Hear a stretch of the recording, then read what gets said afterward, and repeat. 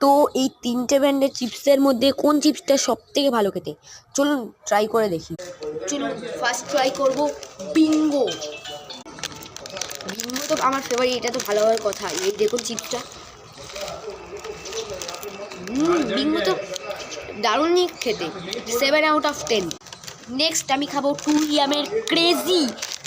আবার কি নাম, চলুন খাই। ও গাইস, প্রাইস পেয়ে গেছি। প্রাইস বাদ দাও গাইস, খেয়ে তো দেখি।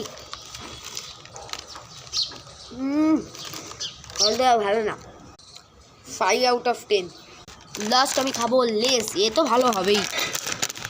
চলুন খেয়ে দেখি খেয়ে।